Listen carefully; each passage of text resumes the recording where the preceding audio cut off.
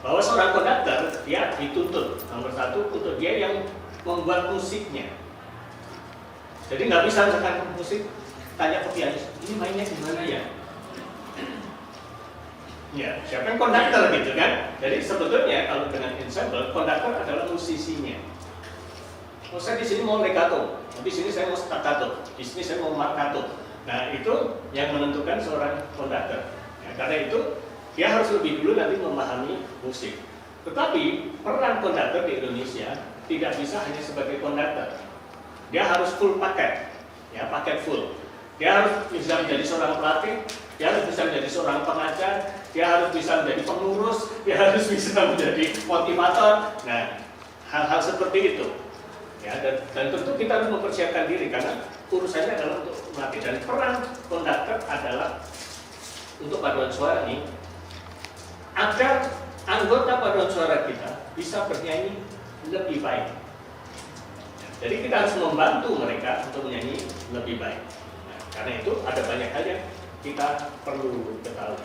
Ya, jadi oke. Nah, saya kan langsung masuk.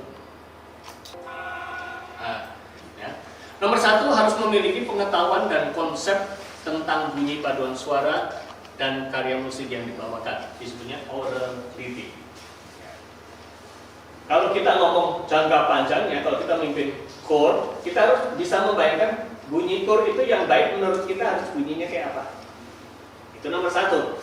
Kalau kemudian kita menghadapi chord, kemudian kita nggak tahu ini suaranya udah bagus atau belum bagus, nah gimana caranya? Ya, jadi nomor satu kita harus bisa mempunyai konsep dan pengetahuan tentang itu. Yang kedua tentu harus memiliki imajinasi. Ya, musik kan kadang-kadang not dan seterusnya, tetapi bagaimana kita menggali ke dalamnya, ya seorang dirigent tentu harus punya imajinasi.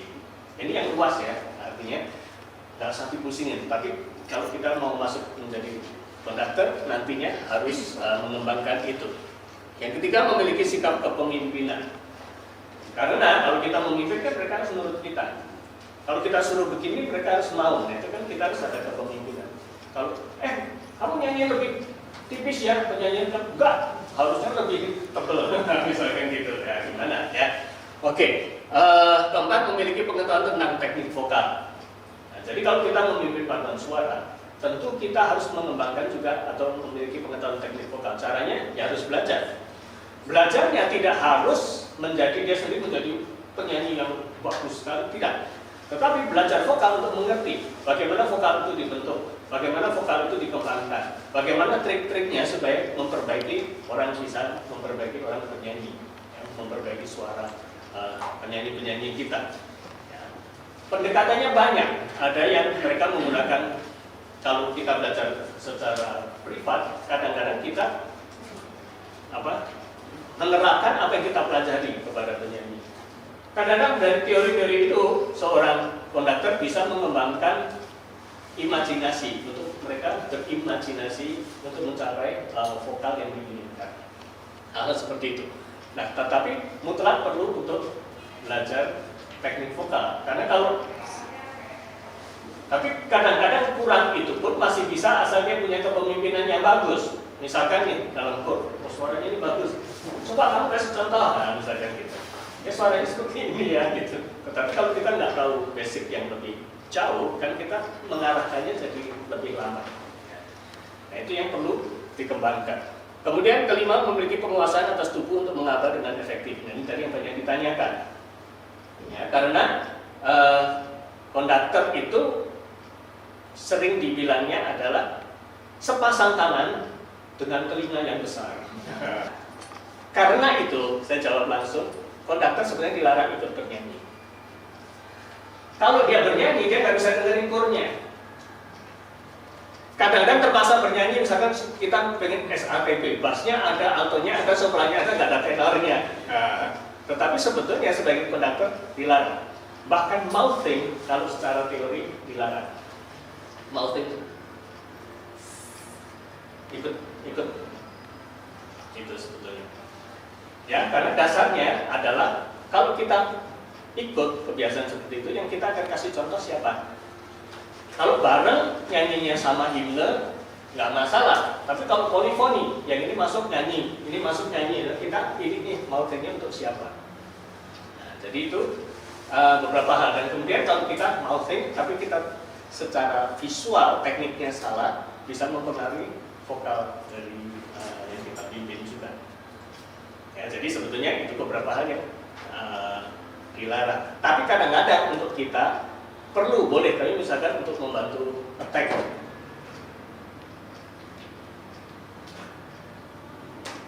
Ya, coba membantu untuk memberikan cue masuk. Tapi jangan sepanjang lagu diikutin.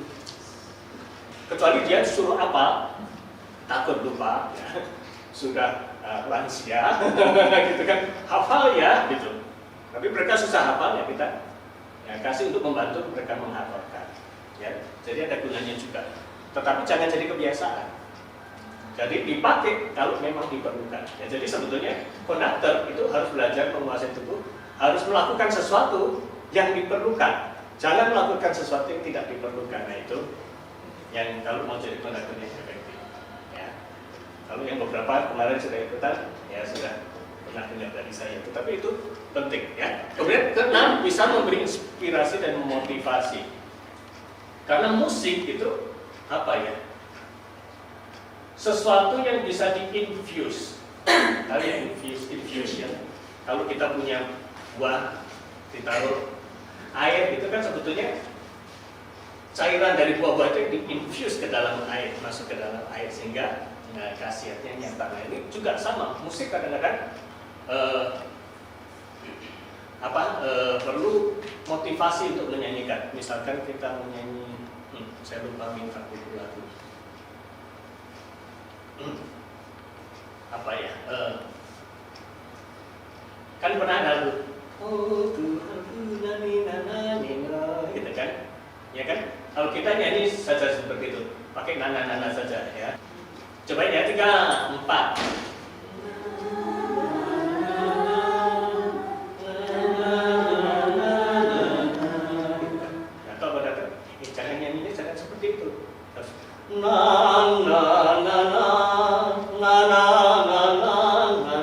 Coba ya.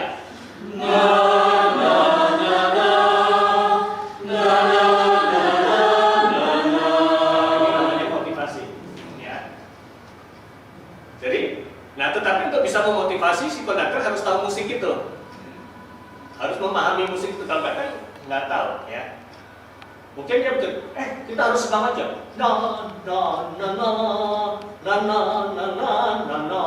Ya.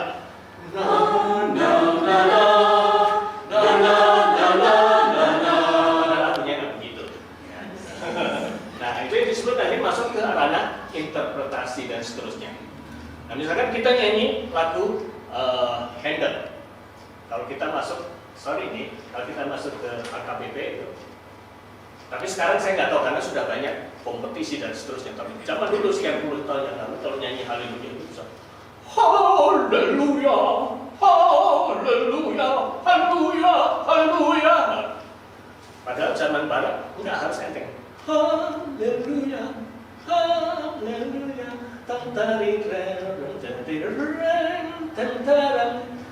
Coba prakteknya zaman romantik memang kemudian 500 1000 orang gitu. Jadi memang menjadi megah, tapi bukan suaranya gitu. Tapi stylingnya beda. Nah ini pengetahuan. Ya, jadi untuk bisa memberikan inspirasi, ya tentu kita harus banyak memasukkan data bank musik. Karena itu kalau terjun jadi konduktor harus banyak dengerin musik yang baik. Kalau nggak tahu ini ketemu lagu rada jazzy, nggak pernah denger jazz. Ketemu lagu diinspirasi dari lagu dangdut, nggak pernah denger dangdut. Kalau kita nggak punya data banknya kan sulit, ya. Misalkan, cengkoknya gimana, ini gayanya gimana, nah, itu perlu. Ya, untungnya dulu dari kecil mah memang lagu pop biasanya kan anak-anak kecil mah anak muda ya. Terus tapi kan di Jawa, jadi kelenengan gitu kadang-kadang saya masih suka denger juga. Gitu.